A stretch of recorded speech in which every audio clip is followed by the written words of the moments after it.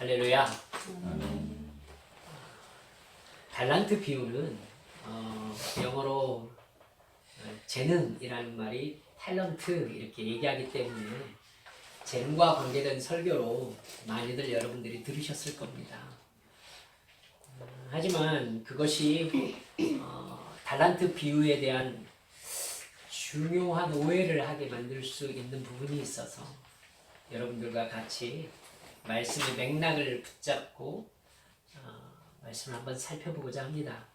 여러분, 그러려면 주님께서 지금 무슨 말씀을 앞에서 해오고 오셨는가라는 걸 살펴볼 필요가 있습니다. 예수님이 사실은 23장에서부터 25장 지금 여기까지 쫙 말씀을 해오고 있는 중이세요. 그러니까 예수님께서 해오신 말씀의 맥락을 따라와야 이 달란트 비유가 어떤 이야기 속에서 지금 얘기되어지고 있구나, 이래야 진짜 의미를 깨달을 수 있겠죠. 여러분, 예수님이 이 세상에서 마지막 일주일을 예루살렘에서 지내셨습니다. 지금 이 달란트 비유는요, 예수님께서 마지막 그 십자가에서 못 박히시기 위해서 예루살렘에 들어오셨던 일주일 안에 이루어졌던 말씀입니다. 예수님은 제자들에게 굉장히 중요한 말씀들을 나누셨는데요. 우리가 알고 있는 그 마지막 때에 되어질 일들, 그 일들에 대해서 예수님께서 제자들에게 아주 심각하게 말씀하신 말씀이 23장에 나와요. 23장에는요, 무슨 말씀이 함께 있느냐면은 예수님께서 마지막 때 되어질 일들과 함께 더불어서 바리새인, 제사장, 서기관들에게 아주 신랄한 비난을 퍼부으시는 장면이 나옵니다. 겉은 그럴듯하게 보여도 속은 탐욕과 방탕으로 가득하다, 이렇게 말씀하셨습니다. 그 모습이 마치 회칠한 무덤과도 같다. 무덤에 회칠을 해놓으면 하얗게 빛나겠죠. 하지만 속에 썩은 시체가 들어있다, 이 얘기죠. 23장 13절을 보면은요, 너희는 천국문을 사람들 앞에서 닫고 너희도 들어가지 않고 들어가려 하는 자도 들어가지 못하게 한다, 이렇게 말씀하셨어요. 너희도 들어가지 않고 들어가려 하는 자도 못 들어가게 하면서 천국문을 닫는 자들. 그러면서요, 예수님께서 이 땅에 계실 때 가장 심한 얘기를 하십니다. 독사의 새끼들이라고. 독사의 새끼들이라고. 여러분, 독사라고 안 하고 독사의 새끼들이라고 했으니 여러분 답하실 수 있을 겁니다. 그럼 독사는 뭐죠? 사탄입니다. 여러분, 예수님이요, 지금 감정적으로 격해져 가지고 막말을 하고 계신 게 아니에요. 예수님은 하나님이십니다. 그러니까 기분이 가라앉거나 상황이 바뀌면 다른 의미로 해석되어질 수 있는 그런 종류의 말씀을 하지 않으세요. 상황과 관계없는 진리의 말씀을 하시는 분이 예수님이십니다. 예수님은요, 지금 아주 냉정하게 그때 당시 종교 지도자들이었던 제사장들, 서기관들, 바리새인들, 이 사람들이 천국에 들어가지 못하는 사람들이다 라고 이야기하고 있는 거예요. 그 당시 사람들에겐 충격적인 말씀이죠. 제사장, 서기관, 바리새인들이 천국에 못 들어가면 그럼 누가 들어가죠? 그들이 천국에 들어가지 못하는 이유를 우리들은 알고 있어요. 교회를 오래 다녔으니까. 그들은 하나님을 진정으로 믿고 사랑하는 대상으로 삼지 않은 사람들이에요.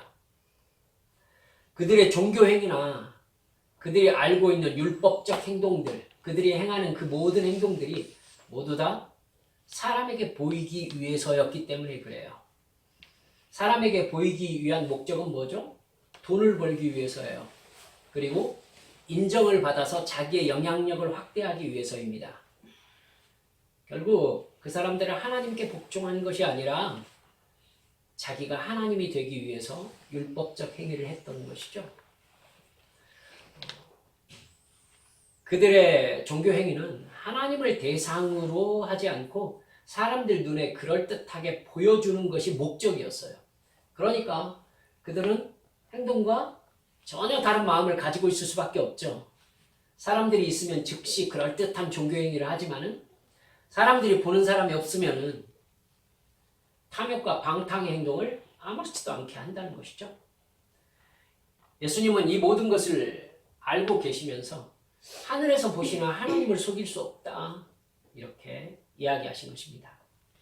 그들의 진짜 모습, 너희들의 진짜 모습을, 너희들의 마음을 하나님이 알고 계신다. 그러므로 너희들이 천국에 들어갈 리가 없다.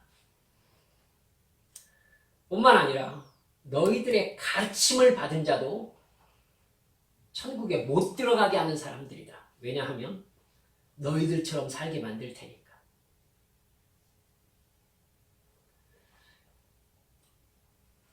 조심스럽습니다만은 오늘 한국 교회 종교 지도자들에게는 뭐라고 하실지, 저를 포함해서 우리 모두는 예수님께서 보시기에 천국에 들어갈 만한 믿음을 가지고 있는 사람들일까요? 여러분, 한 가지 잊지 맙시다. 지금 마태복음 23장에서부터 예수님께서 무슨 얘기를 하고 계시느냐면은 천국의 영생 얘기를 하고 계세요. 누가 구원받을 것인가? 그 구원의 기준이 무엇인가? 라는 부분에 대해서 얘기를 해오고 계시는 중인 거죠. 주님께서는 계속해서 마태복음 24장에서요. 마지막 이스라엘이 로마에게 완전히 멸망당할 때에 더 나아가서 예수님께서 이 땅에 재림하실 때 무슨 일이 벌어질 것인가에 대해서 너무나 태연하게 쫙 얘기하십니다. 민족과 민족의 전쟁이 일어날 것이다. 왜 나라와 나라라고 하지 않으셨을까요? 여러분, 깊이 생각하셔야 됩니다. 지금 세계 전체에서 벌어지는 전쟁들이 나라와 나라의 전쟁인가요? 아니에요. 민족과 민족의 전쟁이 대부분입니다. 저는 이게 상당히 섬뜩하게 살펴봐집니다. 기후변화와 지진 등의 자연재해가 일어날 것이다. 거짓 예언자들이 많이 생길 것이다. 해가 어두워지고 달이 빛을 내지 않고 별들이 떨어지는 것이 보일 것이다. 그때 내가 구름을 타고 영광 중에 재림하게 될 것이다. 마지막 때에 일어날 일들, 즉 하나님께서 이 세상의 죄인들을 심판하시고 형벌과 영생을 결정하시는 상황을 주님께서 그냥 쭉 얘기하고 계신 겁니다. 여러분, 지금 마태복음 24장에서 예수님께서는 앞장에서 누가 구원받을 수 있는가? 이 부분의 실예를 제사장과 바리새인들과 서기관들의 예를 들어가시면서 구원받는 사람들의 조건에 대해서 얘기하셨잖아요. 그리고 나서 그 구원이 24장에 오면은 이렇게 실제적으로 이루어지는 현장을 너희들이 보게 될 것이다 라고 말씀하고 계시는 거죠. 그리고 천국의 영생, 즉 구원에 대한 이야기가 25장으로 지금 넘어오는 겁니다. 오늘 본문 1절을 보면은 천국은 마치 이렇게 시작하고 있어요. 천국은 마치. 그럼 여러분, 제가 무슨 얘기하려고 23장부터 왔는지 아시겠죠? 달란트 비유는 천국은 마치, 영생은 마치, 구원은 마치. 영생과 구원에 대한 이야기의 줄거리 안에서 달란트 비유가 얘기되어지고 있다는 사실을 잊어서는 안 됩니다. 천국은 마치 하면서 1절부터 시작하면서 예수님께서는 등불 든 여인 10명에 대해서 얘기하고 있어요. 누가 천국에 들어가고 누가 지옥의 형벌을 받게 될 것인지에 대해서 비유가 등불을 준비하고 기름까지 준비한 5 여인과 등불을 준비했으나 기름은 준비되지 않은 미련한 5 여인, 지혜롭고 슬기로운 5 여인과 미련한 5 여인으로 나누어 가지고 주님께서 마지막 때와 함께 얘기하고 계시죠. 여러분, 등불이 뭡니까? 어둠을 밝히는 도구죠. 어둠을 밝히는 도구예요. 종교적 모양이 갖추어져 있다는 뜻입니다. 둘 다 등불은 들고 있었죠. 여러분, 종교적 모양, 율법적 행위는 갖춰져 있다는 얘기예요. 하지만 정말 등불을 밝힐 수 있는 사람은 기름이 준비된 사람이어야죠. 바리새인, 제사장, 서기관들은 종교적 지식과 보이는 행동이 준비된 사람들이었어요. 하지만 그들은 하나님을 향한 진정한 믿음은 없는 사람들이었던 것이죠. 그들의 등불은 꺼져 있었습니다. 등불은 있었는데. 사탄의 세계라고 할 수 있는 죄와 사망의 법, 멸망과 어두움이 지배하는 이 세상을 여러분, 진정한 믿음을 가지고 있지 못한 사람들은 밝힐 수가 없습니다. 주의 말씀은 내 발의 등이요 내 길의 빛이니이다. 그 사람이 어디로 갈 수 있을까요? 그들은 세상 자랑과 세상 이익을 위해서 종교를 이용하고 있었을 뿐이었습니다. 그렇기 때문에 신앙의 궁극적인 목적지라고 할 수 있는 천국에 들어갈 수 없었던 겁니다. 주님께서는 이 얘기를 23장부터 못으로 박듯이 칼로 자르듯이 얘기하고 지금 줄거리를 진행시키고 계신 거예요. 사탄이 왕인 이 세상과 지옥에는요, 여러분, 교회를 다니지만 진정으로 거듭나지 못한 사람들 많을 것입니다. 세상 사람들을 향해서 이 설교 말씀을, 이 성경 말씀을 주님께서 하고 계십니까? 하나님이 계시다는 것을 모두 다 알고 있는 유대인들에게 지금 이 말씀을 하고 계세요. 그렇죠? 그러니 너희들이 유대인이라는 것 때문에 천국 간다고 생각하느냐? 구원 대상을 말씀하실 때요, 예수님을 알지도 못하는 지금 그 바깥에 있는 이방인들에게 예수님은 지금 아예 관심도 없으세요. 아시겠어요? 관심도 없으세요. 즉, 하나님을 주로 섬기고 있다는 너희들이 지옥 가는 거야 라고 말씀하고 계시는 거죠. 이방인을 향한 은혜를 베푸시는 시기를 지나서 우리 한국에 있는 우리들이 복음을 받았습니다. 여러분, 그래서 우리가 교회를 다닙니다. 이제 이 말씀의 대상은 누가 되었습니까? 우리가 되었습니다. 즉 주님을 만날 수 없는, 주님을 맞이할 수 없는, 등불은 있으나 기름은 준비하지 못한 미련한 5 여인들이 교회 안에 있다는 얘기인 것을 잊지 않으셔야 합니다. 그리고 예수님은 쉬지도 않고 달란트 비유로 넘어오신 거예요, 지금. 그러니까 달란트 비유가 지금 얼마나 심각한 이야기 중에 말씀되어지고 있는가 아시겠죠? 여러분, 달란트 비유는 우리들이 정말 귀에 딱지가 앉을 정도로 들었어요.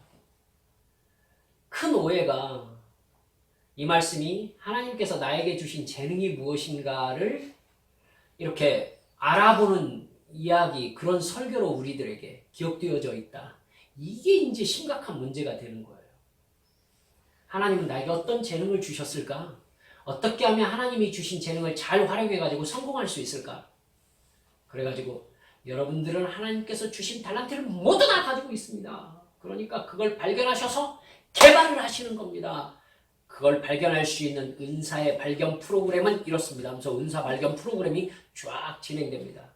그러면 저런 영적인 말씀이 있을까 하면서 감동을 딱 받습니다. 정말 심각한 문제죠. 예수님은 지금 재능 상담을 하고 계신 게 아니에요. 진로 상담을 하고 계시는 게 아닙니다. 누가 천국에 가고 누가 지옥에 가는가라는 아주 심각한 생명과 사망의 이야기를 하고 계신 겁니다. 우리는 이 말씀을 통해서, 즉 달란트 비유를 통해서 누가 구원을 받을 수 있는가에 대한 대답을 들어야 합니다. 이렇게 달란트 비유를 보면은 종이 무엇이고 달란트가 무엇인지를 다시 정의해야 될 필요가 생겨나는 겁니다. 여러분, 종이 무엇입니까? 제가 앞으로 말씀을 쭉 이렇게 진행시켜 나갈 건데 답부터 알고 갑시다. 종이 무엇이냐면요, 구원의 부름을 받은 사람들, 구원의 약속을 받고 세상에 보냄받은 주의 백성들을 종이라고 할 수 있습니다. 그럼 그 사람들에게 주신 달란트가 무엇이 되겠습니까? 재능이 아닌 거예요, 이제. 세상에 보냄받은 하나님의 백성, 즉 구원의 약속을 받은 예수를 믿는 사람들을 종이라고 한다면 달란트는 뭐가 되느냐면 구원받은 사람으로서 지켜야 될 영적 원칙과 사명이 되는 것입니다. 구원받은 사람으로서 지켜야 될 영적 원칙과 사명. 그럼 이 달란트 비유를 통해서 기억해야 될 것, 오늘 오전 말씀을 통해서 우리 한 가지 먼저 합시다. 오늘 말씀은 특별히 오전 설교에 한 가지 여러분들과 말씀을 나누고 계속 이어서 오후 설교에 두 가지, 세 가지 해가지고 총 세 가지에서 오전, 오후를 한 설교로 제가 준비했습니다. 오전 설교에서 여러분들과 함께 나누고자 하는 달란트 비유를 통해 우리가 명심해야 될 한 가지 것이 무엇이냐면 구원의 약속을 받았으면 최선을 다해 노력해야 구원에 이를 수 있다라는 걸 잊지 마시라는 겁니다. 다시 말씀드리겠습니다. 구원의 약속을 받았으면 최선을 다해서 노력해야 구원에 이를 수 있다라는 걸 잊지 마십시오. 여러분들에게 제가 행위 구원을 얘기하려고 오해하실까봐 염려됩니다만 그렇게 들으시면 크게 오해하시는 겁니다. 한번 말씀을 나눠봅시다. 어떤 사람이 타국에 가면서 종들에게 자기 소유를 맡겼습니다. 재능에 따라서 주인의 소유를 맡겼습니다. 종에 따라 다른 재능을 주신 것이 아니라 각자 가진 재능에 따라서 다른 사명을 주신 것입니다. 종들이 누구라고 했죠? 주인의 일에 부름받은 사람들, 즉 영생을 받고 이 세상에서 하나님 나라의 사명자로 세움받은 사람들입니다. 이 세상에 보냄받은 구원받은 사람들. 그 사람들이 가지고 있는 달란트란 당연히 구원받은 사람으로서 지켜야 될 영적 원칙과 사명입니다. 주인은 각 사람의 재능, 다른 성경은 능력이라고 번역을 했습니다. 그 각 사람의 능력에 따라서 5달란트, 2달란트, 1달란트를 맡겼습니다. 우리 각 사람의 능력에 따라서, 재능에 따라서, 상황에 따라서 이 세상에 살아있는 동안 지켜야 될 영적인 원칙과 사명을 주셨다는 말씀입니다. 예수님을 믿고 이 세상에 살아간다는 것이 무엇이냐면요, 육체가 죽어서 구원이 완성될 때까지 구원의 약속을 믿고 영적인 원칙을 지키며 사명을 감당한다는 것입니다. 문장이 길기 때문에 제가 한 번 더 말씀드릴게요.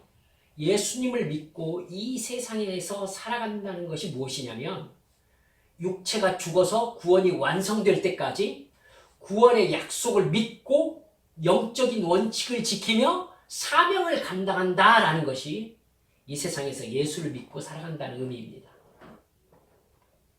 즉 예수 믿는 나는 구원의 약속을 받은 것입니다. 지금 구원이 이루어졌습니까? 이루어지지 않았습니다. 우리는 구원의 약속을 받은 거예요. 아직 구원이 성취되지 않았습니다. 내 육체가 죽어서 천국에 가는 순간 구원이 완성되겠죠. 죄의 본성을 가지고 그 본성을 따라 살아온 나는 아직 육체가 살아있는 이상 스스로 영적인 원칙을 깨달아 알 수가 없습니다. 주님께서 주신 사명을 인식할 수도 없고 그 사명을 감당할 수도 없습니다. 나는 지금까지 죄악의 본성의 지배를 따라 살아왔기 때문입니다. 그래서 예수님께서 우리에게 허락하신 것이 무엇입니까? 성령님이십니다, 여러분. 잊지 마셔야 돼요. 그래서 우리에게 성령님을 보내주신 것입니다. 성령님은 우리에게 오셔서 그럼 뭘 하신다고 하셨습니까? 죄에 대하여, 의에 대하여, 심판에 대하여 세상을 책망하시리라. 나에게 교훈하시리라. 이렇게 말씀하셨어요.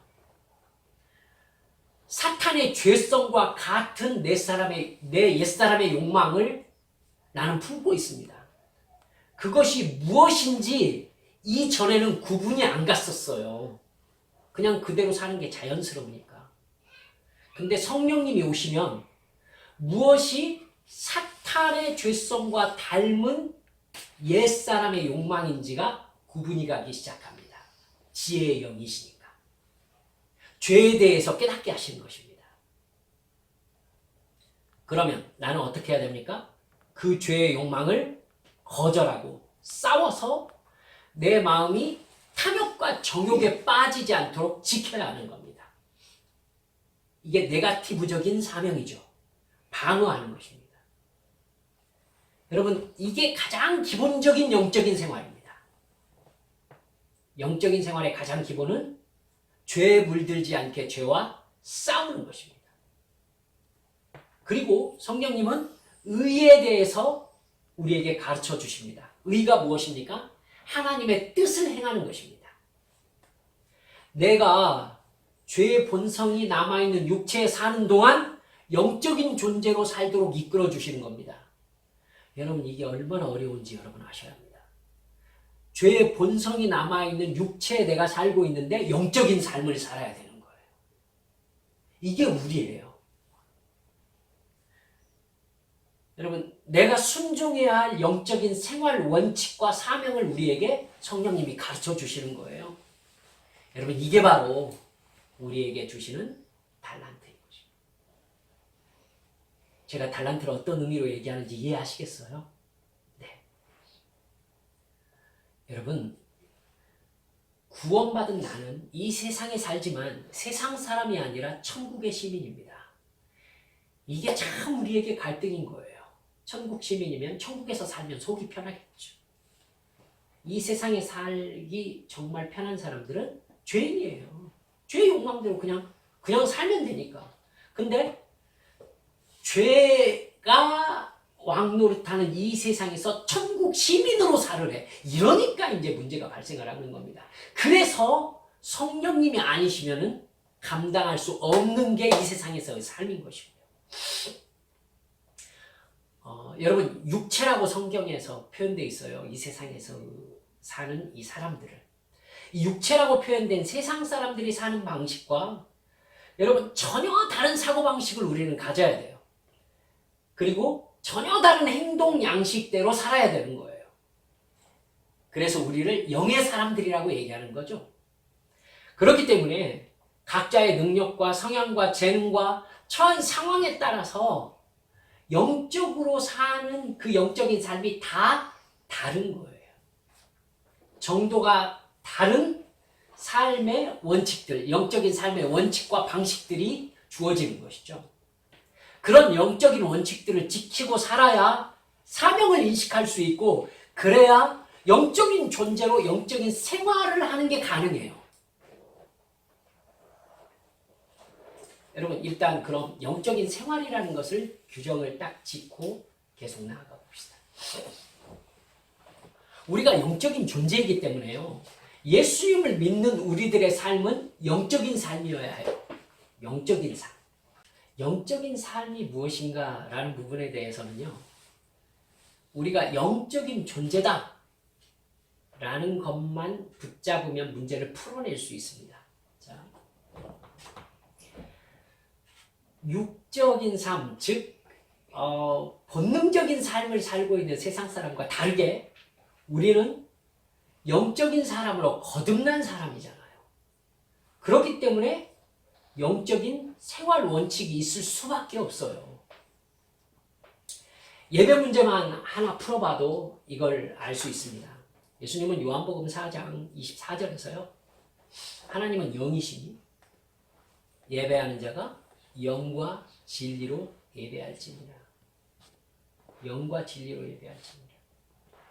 우리는 하나님을 영과 진리로 예배하면서 모입니다. 그리고 살아갑니다. 그런데 영이 뭐고 진리가 무엇인지 모른다면은 예배가 불가능하죠. 영이 뭐고 진리가 뭔지를, 영과 진리로 예배한다고 하셨으니까 영이 뭐고 진리가 뭔지를 알아야 되잖아요. 그래야 예배가 가능하죠. 예배는 영이신 하나님을 내가 약속된 영적 교류의 방법으로 만나는 신비한 의식입니다. 영인 내가. 하나님이 영이시라는 개념이 없다면 내가 영이시라는 개념이 생기겠습니까? 예배를 받는 대상이 영이신 하나님이십니다. 그런데 내가 지금 영이신 하나님 앞에 있다는 영적 긴장감이 없다고 해봅시다. 개념이 없는 거죠. 영적인 개념이. 내 예배가 그분께 드리는 영적인 제물이라는 실제적인 감각이 없다고 합시다. 그러면 영적인 인식 세계가 아주 깜깜한 거예요. 영적인 존재라는 존재 자체에 대한 개념이 없는 거잖아요, 지금. 하나님이 영이시다, 내가 영이다, 예배는 영의 일이다.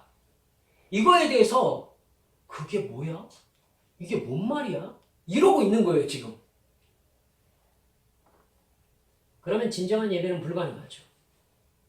제사장, 바리새인, 서기관들의 형식적인 종교 행위에 불과하게 되는 것입니다.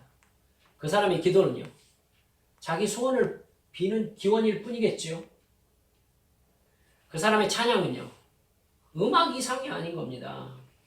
그 사람의 헌금은요, 자기에게 복을 달라는 투자 이상이 아니겠죠. 구원받은 사람으로서 드리는 예배가 아닌 거예요. 그 다음은 너무 간단합니다.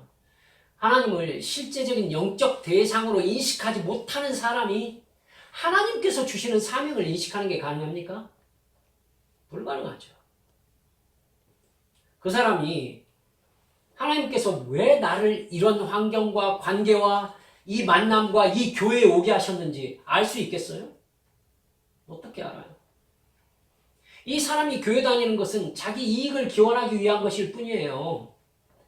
절이나 무당집 가는 것과 별반 다름이 없죠. 아직 구원받은 영적 생활 원칙과 사명을 모르는 사람인 거죠. 느끼지 못하는 사람인 거예요. 영적 생활이라는 것이 없는 거예요, 아직.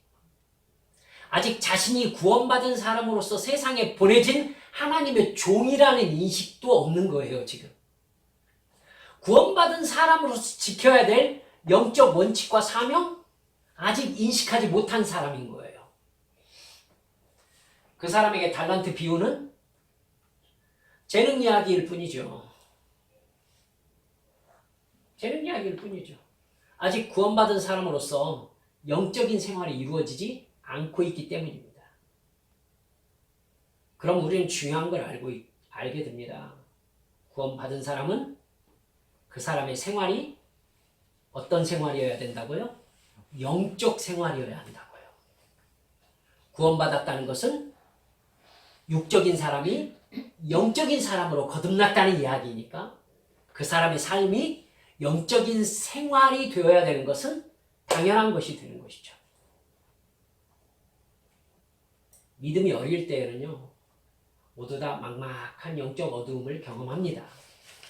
이제 막 육체적인 본성적인 삶에서 영적인 존재로 이제 막 거듭났기 때문이에요. 여러분, 그렇기 때문에 여러분, 갓난 아기를 생각하면 돼요. 얘는 자기가 태어났다는 거에 대한 자기 인식이 없잖아요. 그죠? 자기 삶의 존재에 대한 자기가 누군가에 대해서 객관적 인식을 할 수가 없잖아요, 아직. 애기니까. 얘가 커야 그 어두움에서 인식이 열려지는 것이죠. 인식이 열려지는 거예요. 여러분, 그렇기 때문에 맨 처음 예수님의 대속의 죽음과 부활의 소망을 믿고 구원을 확신하게 되었다면 영적으로 인식이 깨어났다는 얘기예요, 지금. 아, 내가 영적인 존재로 거듭났구나. 아, 예수를 믿는다는 것은 내가 이 세상에서 의미 없이 살다가 그냥 죽는 게 아니라 천국에 옮겨간다는 것이로구나. 알게 된 거예요, 지금. 그럼 그 사람으로서 이 세상에 산다는 건 어떻게 사는 삶일 것인가? 질문이 자연스럽게 확장되는 겁니다. 영적인 인식이 깨어나는 거예요. 깨어나는 거예요. 우리 시우에게 시우야, 이럴 때는 엄마가 어떤 마음이겠어? 시우는 이제 알아요. 근데 하고 말 못하는 애한테 엄마가 무슨 마음이겠어? 이러면은 옆에서 사람들이 뭐라고 그러겠어요? 엄마! 이렇게 얘기하겠죠. 엄마! 지금 걔가 뭔 말인지 알아듣습니까? 이러겠죠. 여러분, 영적인 인식이 깨어났다라는 것, 내가 구원받은 사람이라는 인식이 생겼다는 것, 이제 하나님이라는 존재를 인식하게 되었다는 의미입니다. 여러분, 이제 그러면 그 사람이 해야 될 일이 무엇이냐면 영적인 인식이 깨어난 사람으로서 영적인 삶의 원칙에 최선을 다해야 돼요. 최선을 다해야 돼요. 여러분, 그걸 판단할 수 있는 기준을 여러분들께 말씀드릴게요. 그게 바로 성령 충만이에요. 여러분 스스로 생각할 때 내가 성령 충만한가에 대해서 여러분이 그렇습니다 라고 대답할 수 있어야 여러분이 영적인 존재를 인식하게 되었다라는 의미예요. 잘 생각하셔야 돼요. 성령님이 아니시고는 우리는 영적인 존재로 사는 것 자체가 불가능하기 때문이에요. 예수님이 가시기 전에 가장 강하게 부탁했던 것이 성령을 받으라는 거였어요. 예수님이 가셨다는 것은 제자들에게 어떤 상황에 놓였다는 얘기냐면 목자 없는 양같이 되었다는 얘기예요. 여러분, 사탄이 자기 마음대로 할 수 있어요. 그래서 예수님은 위로부터 능력을 받기 전까지 예루살렘을 떠나지 말라라고 말씀하시면서 하늘로 올라가셨어요. 예수님이 이 세상에서 떠나시고 성령님이 오시기까지 그 공간이 일주일밖에 걸리지 않았어요. 예수님께서 얼마나 이 세상에 성령님을 급하게 보내시고자 했는지 여러분 아시겠죠? 여러분, 예수님께서는 내가 간 다음에 너희들이 성령 충만을 받기 전까지 너희들은 아무것도 할 수 없다 이렇게 말씀하신 거예요. 예루살렘을 떠나지 말라. 오순절 성령님을 충만하게 받은 후에 제자들은 누가 말하지 않아도요 자기들이 누구인 줄 정확하게 알게 되었어요. 그리고 성령 충만에 해당하는 영적인 행동과 삶을 살기 시작했어요. 사명을 감당하기 시작했어요. 베드로, 바울도 만나는 사람마다 복음을 전하면서 너희도 성령 충만을 받으라 라고 권면했어요. 오순절날 베드로는 솔로몬 행각에서 설교하면서 이렇게 말해요. 너희가 회개하여 각각 예수 그리스도의 이름으로 세례를 받고 죄사함을 받으라. 그리하면 성령의 선물을 받으리니, 어떤 뭔가를 받겠다는 게 아니라 다른 성경에서는 성령을 받으리니 이렇게 얘기하고 있어요. 예수님이 천국의 보좌에 계시는 이상 예수님의 영이신 성령님을 충만하게 받지 못하면은 주님이 주신 구원의 은혜에 반응할 수가 없습니다. 아직 여러분, 내가 성령 충만을 인식하지 못했다는 것은요, 그럼에도 불구하고 내가 교회에 다니고 내가 구원받았다, 천국이 있다, 지옥이 있다라는 걸 알고 있다는 것은 마치 갓난 애기와 같은 상황이라는 거예요. 이해가 가셨죠? 네, 갓난 애기와 같다는 거예요. 내가 영적으로 이제 생명을 얻었다는 건 알았어. 그런데 영적인 반응을 할 수 있는 능력은 없는 거예요, 지금. 아직 영적인 어둠 속에서 살고 있는 거예요. 하나님을 인식하지 못하고 내가 영적인 존재임을 인식하지 못합니다. 죄와 의와 심판에 대해서 알지 못합니다. 그러니까 순종한다는 것이 무엇인지도 깨닫지 못합니다. 영적인 생활이 무엇인지 인식할 수 없습니다. 그러니까 여러분, 우리들은 전심으로 성령 충만을 간구해야 돼요. 내가 거듭났구나. 하나님 나를 구원하셨구나. 라고 깨달은 순간부터 우리가 정말 잊지 말아야 되는 것은 순간순간 내가 성령 충만한 사람이 되기를 위해서 하나님 앞에 부르짖어 기도해야 돼요. 성경 말씀을 믿고 하나님께 성령 충만의 간구를 간절하게 드려서 그 기도에 응답을 받으셔야 합니다. 여러분, 성령 충만을 간구하셔서 응답 받으신 경험이 있으셔야 합니다. 성령 충만을 구했더니 내가 어느 순간 어떤 경험을 했다라는 경험이 여러분들에게 있어야 돼요. 그렇지 않고 성령 충만을 받을 수 있을까요? 죄송합니다. 유승일 목사의 경험으로는 저는 그걸 설명하기가 더 어렵습니다. 성령 충만을 간구해서 성령님께서 나에게 오신 직접적 경험이 있다라고 해야 저는 여러분들께 설명하기가 더 쉽겠어요. 그런 뚜렷한 경험 없이 성령 충만할 수 있다라고도 할 수는 있겠어요. 하지만 저에게 그 설명을 듣기는 어렵습니다. 제가 그게 무엇인지 알지 못하고 있습니다. 여러분, 저에게 일단 성령 충만에 대한 말씀을 듣고 있는 이상, 여러분들 성령 충만을 인식하게 될 때까지 전심으로 기도하셔야 합니다. 전심이라고 말씀드렸습니다. 전심으로. 그 기도에 대한 응답이 성령 충만입니다. 성령 충만 받았는지 어떻게 합니까? 여러분, 말로 표현이 안 됩니다. 받아야 합니다.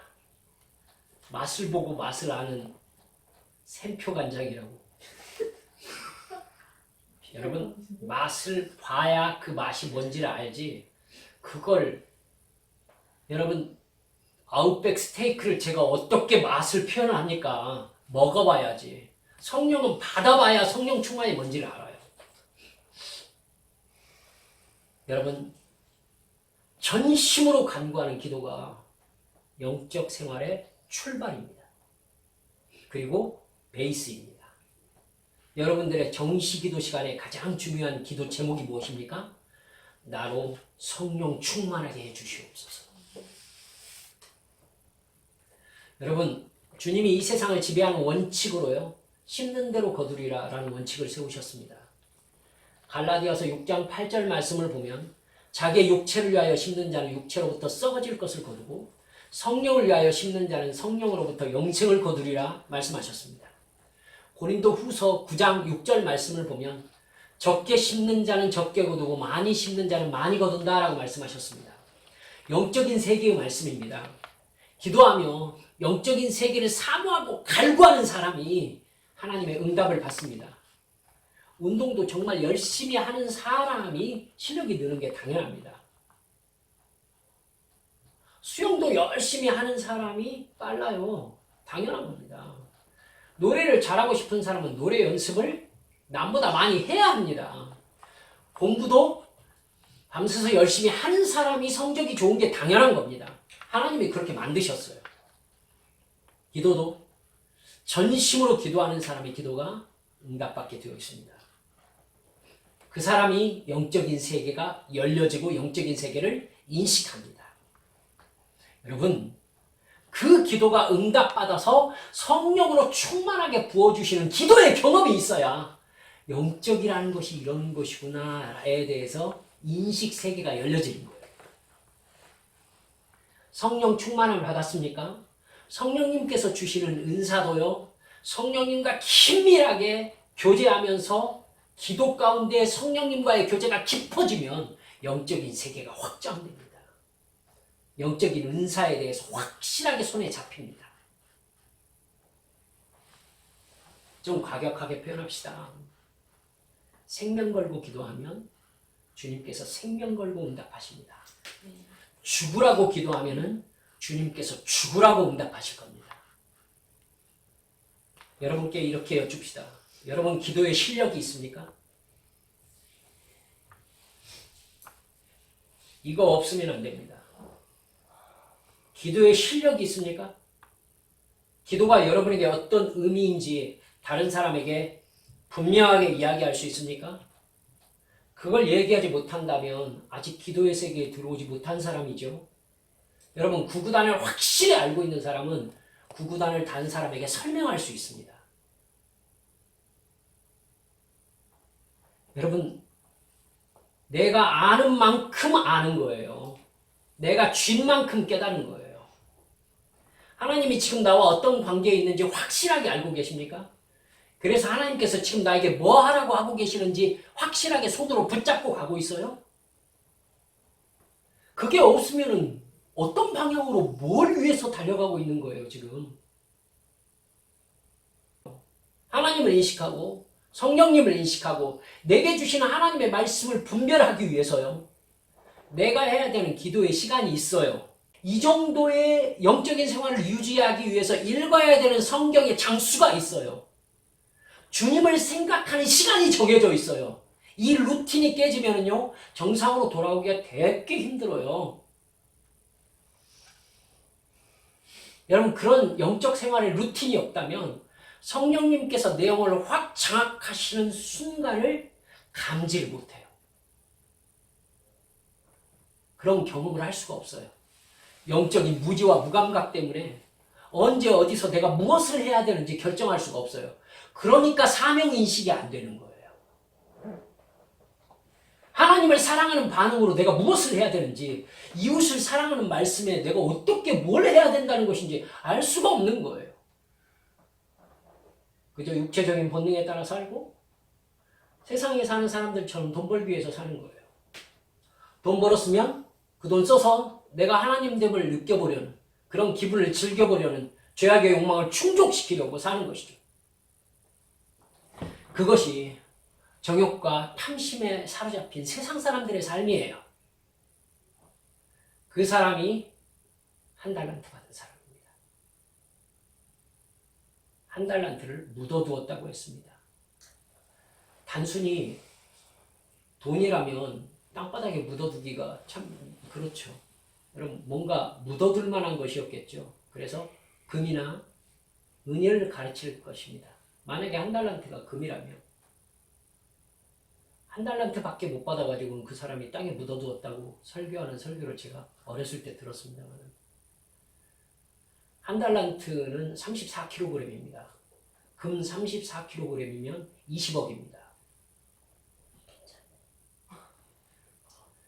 주님이 주신 구원의 부르심과 영적 생활 그리고 사명은 그렇게 엄청난 가치를 가지고 있는 거예요. 근데 그걸 묻어두었어요. 땅에. 무슨 뜻입니까? 이 사람 알고 있어요. 이 사람 알고 있어요. 구원받은 사람으로서 성령 충만으로 나아가지 않았어요. 전심으로 기도 생활을 하지 않았어요. 성경 말씀을 사모하지도 않았어요. 마땅한 영적인 생활의 루틴이 형성되지 않았어요. 구원받은 사람으로서의 삶이 이루어지지 않은 거예요. 영적 생활이 없는 거예요. 결국 영적 생활이 없으니까 구원의 완성을 향해서 나아가는 사람이 아니었던 거죠. 구원의 약속은 받았다고 해요. 그런데 구원의 완성을 향해서 이 사람의 움직임이 없는 거예요. 이 사람 구원받은 사람 맞아요? 한번 생각해 봐야 돼요. 문제는요, 이 사람이 어떻게 해야 된다는 걸 알고 있었다는 데 있어요.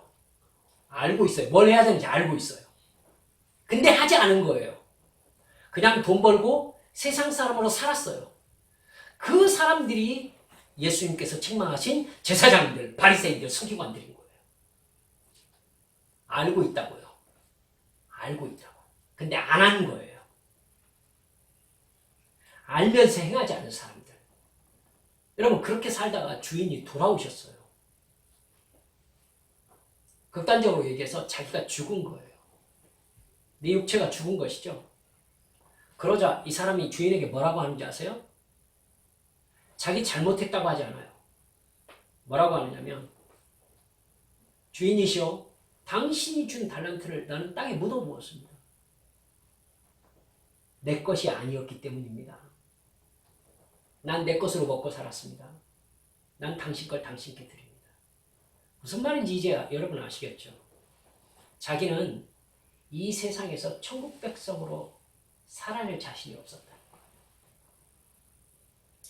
이 세상에서 세상 사람으로 사는 것이 그나마 마음 편하게 살 수 있다는 것을 나는 알고 있었다는 거예요.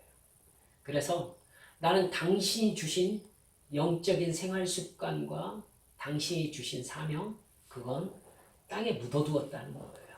그건 지금 내가 살고자 하는 인생과 상관이 없다라고 판단했다는 거예요. 나는 그렇게 힘들게 살고 싶지 않았다는 거예요. 주님이 뭐라고 하세요? 악하고 게으른 자. 그리고 바깥 어두운 곳으로 쫓아내세요. 거기서 슬피 울며 이를 갈게 될 것이다. 자기가 왜 그랬던가 울면서 자기를 영원히 저주하며 미워하며 고통을 당하게 될 것이라고 말씀하신 것이죠. 지옥입니다. 작은 마무리를 지읍시다. 구원을 대충 받으려 하지 맙시다. 대충 주시지도 않아요. 주님이 십자가에서 내 대신 자기 생명을 대신 치르시고 대속의 죽음을 죽으시고 나를 영적인 존재로 거듭나게 하셨어요. 영원한 생명의 약속을 주셨어요. 따라서 내가 살아있는 동안 내 생명을 다해서 그것을 지키면서 영적인 삶을 살아서 구원의 완성을 향해서 나아가야 해요. 최선을 다해서 기도하고 성령 충만을 받지 않으면 영적인 생활은 시작되지 않습니다. 성령 충만해야 영적인 생활이 시작되고 진짜 기도와 진짜 예배와 진짜 신앙생활을 할 수 있어요. 진짜 찬양을 그때 드릴 수 있어요.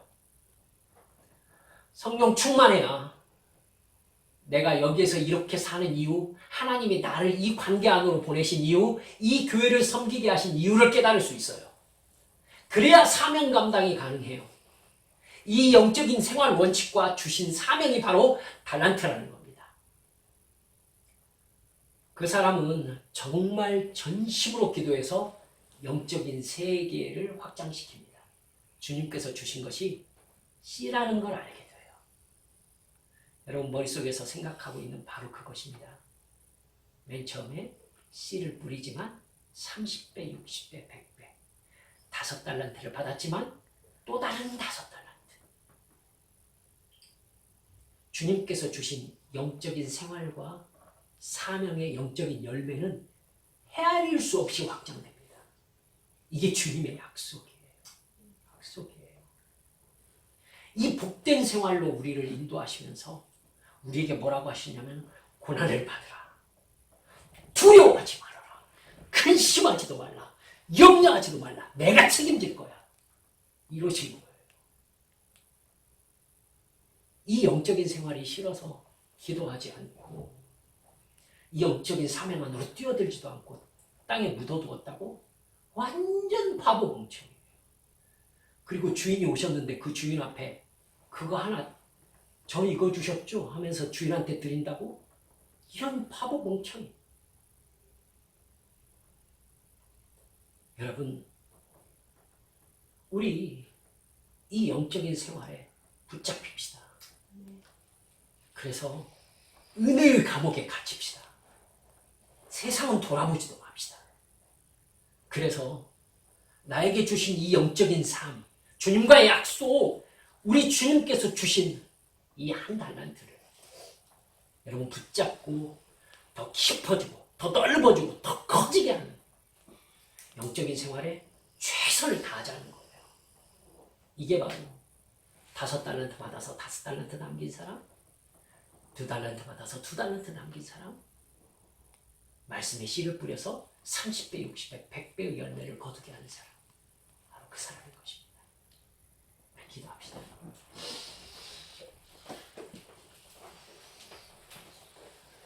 여러분, 우리 주님 앞에 이 시간 우리 달란트 비유에 대해서 오해하고 있었음을 주님 앞에 회개했으면 좋겠습니다. 달란트 비유는 그 얘기를 하려고 하는 게 아니에요. 재능 얘기가 아니에요.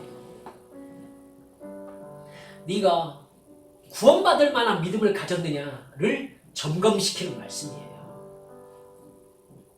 여러분, 우리의 믿음과 우리들의 영적 생활의 루틴, 내가 하나님께 구원의 은혜를 받고 내가 살아가는 나의 24시간의 시간표는 그 구원의 은혜에 올바로 반응하는 사람의 것입니까? 우리 이거 정확하게 주님 앞에 분석하면서 내가 달란트를 땅에 묻어두고 있는지, 내가 이 달란트의 열매를 향해서 달려가고 있는 사람인지 점검해야 됩니다. 이 시간 기도하면서 주여, 내게 주신 달란트가 주님의 뜻대로 열매 맺을 수 있게 나의 영혼을 깨워주시고 무엇보다 성령 충만하게 하여 주옵소서. 함께 동성으로 기도하시겠습니다. 아버지 하나님 감사합니다. 주님 역사를 주시옵소서.